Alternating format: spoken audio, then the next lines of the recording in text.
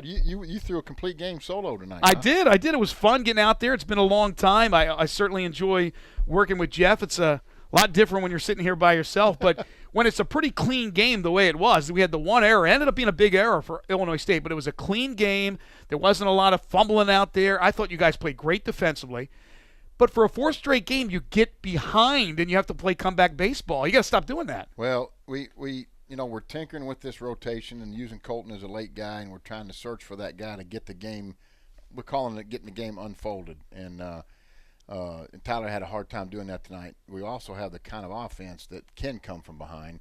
We're not showing a ton of power yet, but I thought keys of the game, the two at-bats with Schreitenthal and Colton Neal, very, very poised at-bats against a guy whose command was dancing a little bit.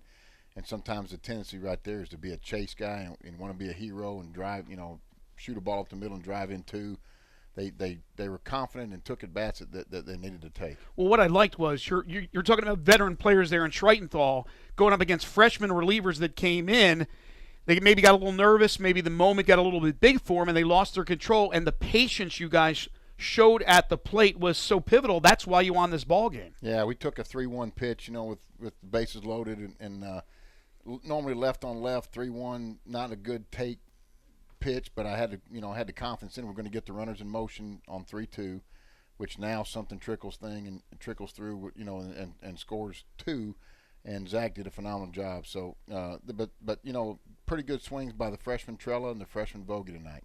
How about Nick Vogie coming in this first at bat in this game, homers, and that was a no-doubter. I mean, he had to be all smiles when he came into the dugout. Yeah, it was a good moment for him. We got Jake Elliott on the shelf with an oblique issue, and Grizzlonic on the shelf with a rib cage issue. So tinkering with playing some offense and getting some offense at first base and leaving Andy in that DH spot, and Nick, we've worked Nick there since the beginning of fall, since about middle ways through the fall. So he's still going to get a little more comfortable. He'll have to spell until we get Jake back, but it's good to see him swing a bat like that. I assume the game plan tomorrow, Crosby, Bolin, like it worked out real well against Tennessee last Saturday. Yeah, John will be up and be active and from the 4th or 5th inning on like that, and it's good to have those strikeout guys to go to.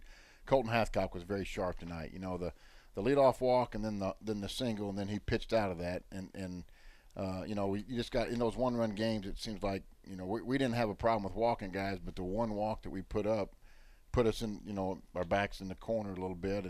But he has the arsenal to work out of that, and he did. Well, you won 2 games in come-from-behind fashion.